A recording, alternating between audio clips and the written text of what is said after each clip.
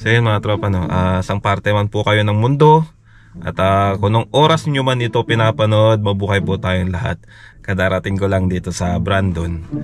Kasi kung naalala nyo yung video na pumunta ako dito para magpa-check up, follow up ko na ngayon yung check up ko. Yung blood chem ba? Yung blood chem, kung ano yung resulta. So aalamin natin kay doktora kung ano yung resulta. Tapos pupunta ako ng Canadian Tire. Maghahanap tayo ng magagamit na tent. Mag-camping ba? Mag-camping, ganun. And mamaya may check up din ako ng mata, sa mata. Kasi medyo lumalabo na rin yung mata ko eh. Although meron naman akong eyeglass. Kaso minsan kasi medyo mahina na. Yung eyeglass ko na yan, nabili ko pa sa Pinas yun. At medyo, magkano yata, 100 ata yung grado nun. Hindi ako sure eh. So medyo mahina na.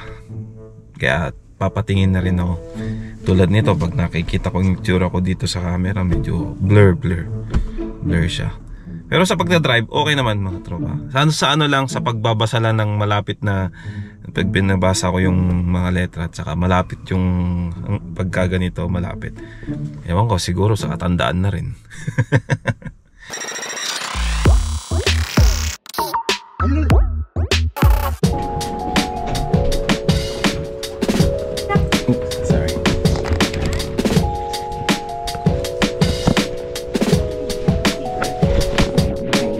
Antayin na lang natin si Dr. Susie. Ayan. Ang aking Egyptian na doktora. Excuse me. This came up from Dr. Susie. Here. Thank you. Do you have any allergies? Allergies? Just allergic rhinitis. Sorry? No, like to medications. No. No? Do you have insurance for medications? I have this Jardian. The Jordan? Yeah. Or High Life?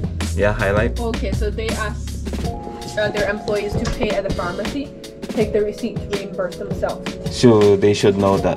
Yeah, they will claim for you. Okay. Alright, tapos na po yung aking follow-up check-up at nabasa ni doktora yung resulta ng blood chem ko. Tapos niresetahan ako ng mga gamot at saka i-apply ko sa aking katawan. So meron na naman bago bagong sakit. Bagong mga nararamdaman. Ay, Diyos mio, marimar. So ang sabi sa akin ni doktora dun sa nabasa niya dito sa resulta ng aking blood chem, kung about sa sugar naman, okay lang daw, sakto-sakto lang, di naman masyadong mataas. So pero pinagbawalan pa rin akong bawas-bawasan ko daw yung mga matatamis, yung sweet. So yun na siguro ang gagawin natin. Sayang, no? Mahilig pa naman ako sa matatamis kasi sweet ako eh. Tapos ang isa pang naging medyo talagang nakakaano na resulta is yung mataas daw yung aking cholesterol. Bawas-bawasan ko daw kumain ng karne. Yan, mga karne. Ang karne dito ay napakamura. Hindi naman lahat mura, pero mura pa rin. Kumpara naman yung presyo ng karne dyan sa Pinas. Ang mahal dito yung mga gulay. Advice sa akin ni doktora na kumain ng mga fish, manok, tsaka gulay. Yan, mga ganun. So medyo laylo muna tayo sa sa mga karne. Although pwede akong kumain ng karne, pero wag na yung sobrang madami siguro. May pinakita kasi akong mga pantal na lumalabas sa aking balat. Kaya yung mga pantal na yan. So meron akong napansin. Meron akong eczema. So nagbigay si doktora sa akin ng cream, Globetasol. So i-apply ko to sa aking kung saan yung affected na may lumalabas. Katulad niyan, yung mga lumabas niyan. Actually, hindi naman siya nagtatagal. Mga ilang days, nawawala din. Nawawala. So, pero mas mabuti pa rin i-apply. Tapos, eto pa, may bago na naman akong sakit. Kasi previously, nagpipilay-pilay ako. Every time na nagpapahinga ako, kaya nakakapagpahinga yung pa ako, naapak ko na, sumasakit. Masakit yung kaliwang pa ako dun sa may part ng gilid ng pa ako. Yung pala, mataas ang uric ko. Uric acid ba? Uric. Binigyan ulit ako ni doktora ng Eto, gamot, take ko araw-araw, isang beses, tapos allopurinol. Ewan ko, pampababa ba yun o pang maintain ng, para maano yung uric ko. Uric acid. And, eto pa. Napakarami naman, grabe. Kailangan ko magpa-CT scan. So may schedule na naman ako ng CT scan. Hindi ko alam kung kailan. Siyempre, magpapadala na naman yan. Magkakaroon ako ng magme-mail sila para sa akin si schedule ko sa CT scan. Pag nahihilo ko, may time kasi na nalilingon ako, nahihilo ako, ganun. Sabi ko nga nung vlog, di ba, meron akong tawag dito, vertigo na sinasabi ni doktora. Pa-CT scan ka, sabi niya sa akin. So, hindi ko alam kung kailan yun. Siguro matatagalan na naman, katulad nung nung MRI ko na pinalabas ko. Grabe, ang tagal nun. Ang nilabas ko lang na pera, itong pinambili ko ng gamot, yun. Pero sa check-up, wala akong nilabas na pera, wala akong binayad. Sa gamot lang, pero ang sabi sa akin nun sa pharmacy, may insurance ako, meron naman akong insurance. So, yung resibo, ibibigay ko, ipa-file ko dun sa company namin, tapos i-reimburse. Yun yung mangyayari dun. So, parang pag nabalik na sa akin yung pinambili ko ng gamot, di parang wala rin lang naman akong nilabas na pera. So, yun yung update ko sa test ko. Ang dami, no? Dahil tapos ng exam ko, meron pa akong isa. Yun yung schedule ko sa mata naman, sa mata. Check up ko naman tong mata ko. Mamaya pa yun, stress. Ang gagawin ko ngayon ay kakain muna tayo at maghahanap tayo ng less karne. Sinabi na nga bawal, kakain ka pa ng karne. Naghahanap pa ng karne. Hindi, try natin maghanap ng fish at saka gulay. Yun ang gawin natin. Anything to drink for you? Just water only. Okay. With lemons inside. Lemon? Okay. Sounds Yeah. good. Yeah, right. Water with lemon, right? Yeah, And thank you you. can help yourself whenever you're ready. Hi, it's me again. Alright, so nandito tayo ngayon sa sa mga gusto kong pinupuntahan list. So, ewan ko lang kung bawal sa akin ng sushi hindi ko lang alam kung bawal sa uric acid ang sushi, pero unahin natin yung gulay. Bago na menu natin ngayon. Ayan. Gulay. Yan tayo. Broccoli. Actually, gustong-gusto ko rin tong yung broccoli. Yan, gustong-gusto ko rin yun. Ito. Mukhang magbabago na lifestyle ko dito. Ito yung sinasabi ko, yung isda. Yan. So, huwag na tayong magtira. Kunin na natin lahat. Ito, meron tayong kinuhang sabaw. Ayan, sasabaw ako. Tapos, merong shrimp. Ayan. Tapos, ito salmon. Ayan. Tapos, ayan, isda. Tapos, broccoli. Kasi dito, talagang matetempt ka talaga sa napakaraming karne kasi napakamura nga, di ba? So, sa ngayon, limit na lang muna tayo. Ayan. Kaya ayoko namang lumala yung sakit natin sakit ko pala. Dito tayo ngayon sa Canadian Tire at maghahanap ng tent. Actually, sa sobrang dami ng bike hindi makakapili. Ngayon, makakapili talaga namin, hanggang dyan yan, hanggang dun. Maganda tong mga activities na ganito, pang cardio ba? Cardio. Kailangan ko rin ng ganito So, dito tayo ngayon. Hanap tayo ng tent na yung pwede sa akin. Yung para sa akin. Mahal.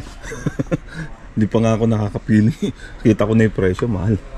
So, tingnan natin yung pang single lang na cash sa akin. Malaki malaki yung magagastos. Subukan din natin mag-camp. Tapos eto yung mga upuan, ayan. Tingnan natin. Marami tayong makahanap na yun.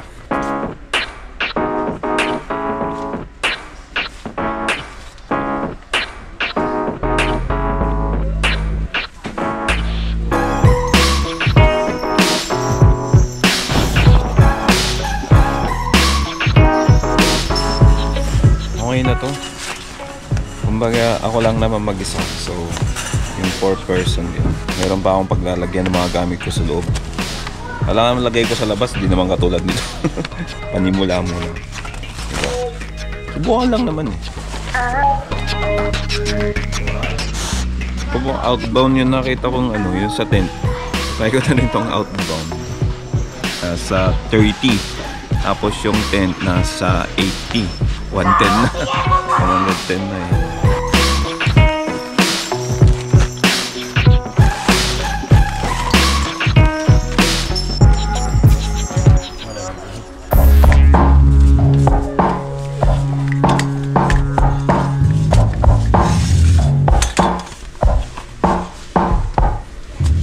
So yun o, dahil green yung tent. Eto, green yung tent. Ewan ko lang kung green yung nasa loob, pero yung nasa display green. Green na rin yung ano, kinuha nating upuan. Para match ba? Match. Tapos, meron pang ano, lagayan ng inumin. Malaki siya, sakto-sakto lang sa akin kasi malaki rin yung katawan ko. Saka, nakaka-relax. Nakabili na tayo ng ano, ng tent. Saka upuan at saka ito, yung higaan. Ang sunod ko na lang bilhin yung ano, yung tawag dito, yung lutuan. Nakalimutan ko yung pangalan. Yun. At saka yung iba pa, mag-iisip pa ako kasi inaano ko kasi yung ano eh, yung schedule ko sa check-up ko sa mata eh. May oras pa naman ako kanina kaya dumaan na ako dito sa Canadian Tire. Anyway, dyan lang naman sa harap yung ano eh, yung pupuntahan ko eh.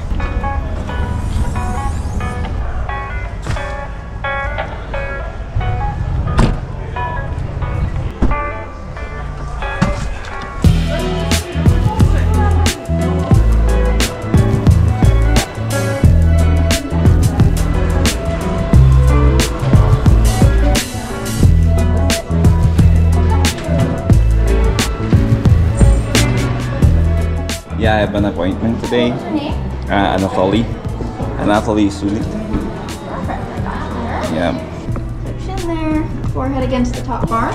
And then we're just going to be looking at a hot air balloon. It's going to go blurry, that's normal. Mm-hmm. Oh, blur. Yeah, it goes blurry there. And look at your other eye. You see those little shakes and shimmers in there? Yes, I can see them. Yeah. Whenever you see them, I'll get you to press that button for me. Okay, wait. Now? I'll let you know when you can start here. Okay.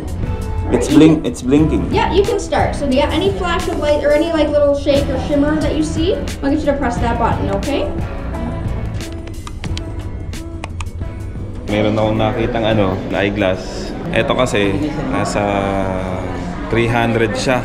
Nga pala kasama ko sa ano, sa belly line. Ayan. Belly line.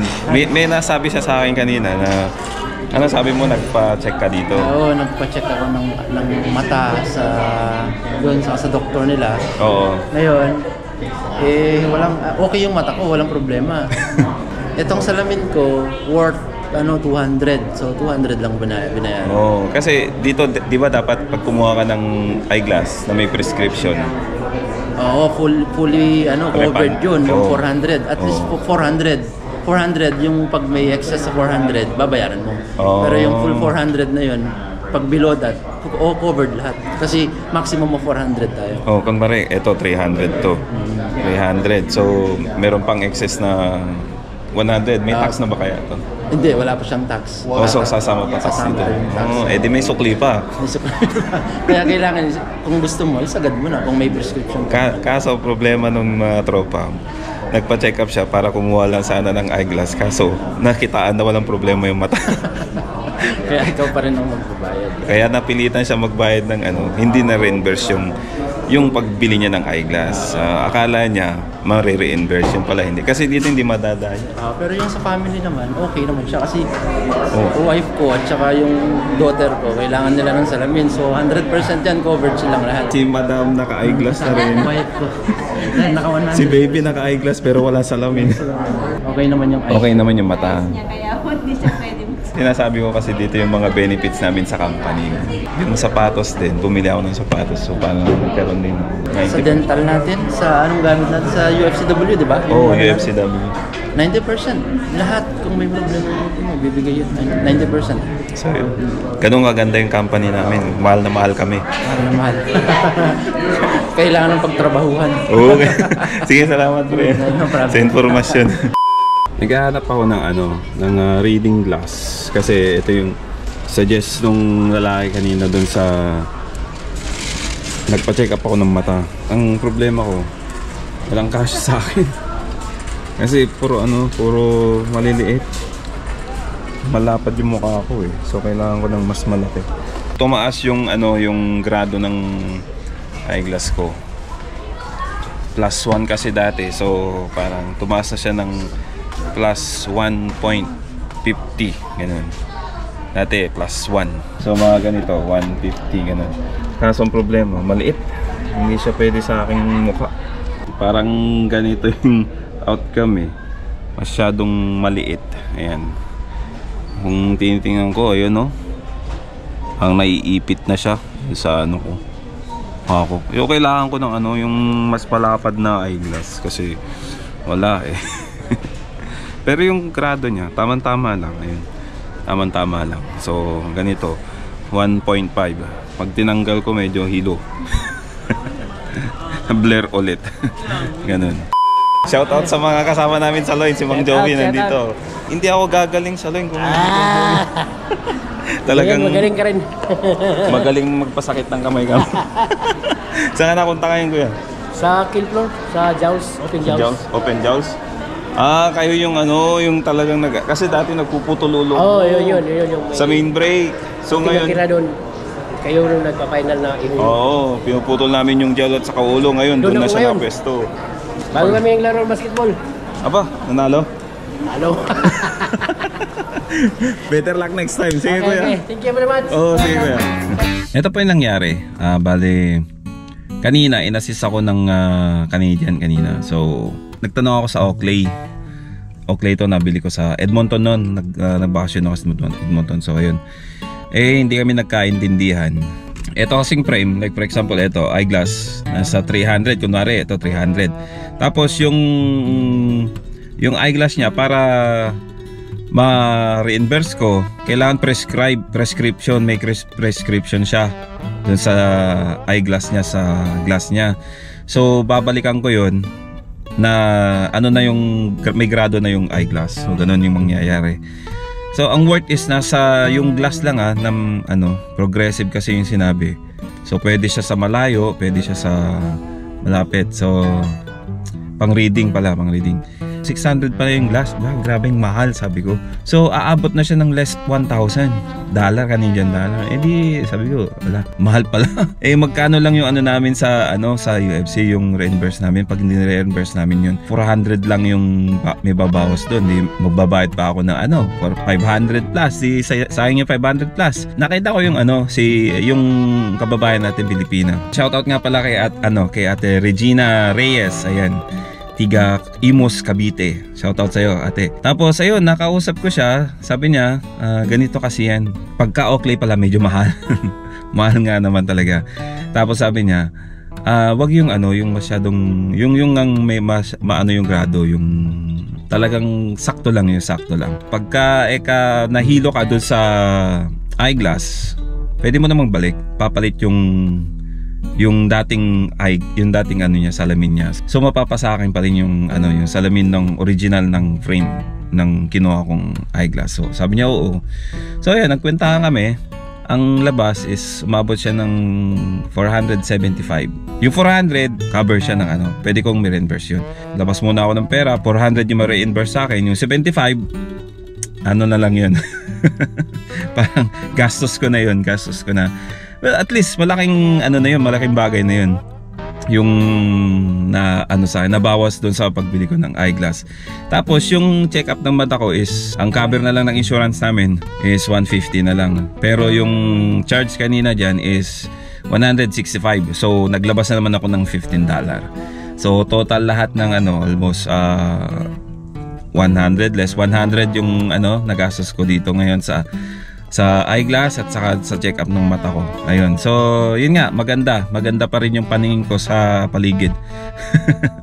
Sa reading glass lang. Sa reading lang talaga. Pagka malapit na yung medyo malabo na. Pero pagka drive malayo, okay pa. Okay pa. Tapos, ito yung image ng ng mata ko. Yan. High-tech talaga yung mga equipment, yung sa facility, yung sa lugar.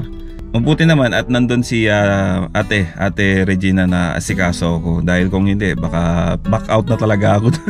Hindi na talaga ako makakakuha ng eyeglass at hindi ko na talaga magagamit yung ano namin, yung sa UFCW namin. Yan. So yun lang mga tropa, no, at maraming salamat sa pagsama sa akin at pauwi na ako ng uwi na ako ni Pawa pa. Ni Pawa. Ano ba yan? Nagkakabulol-bulol ako. Kasi ano ganun talaga eh.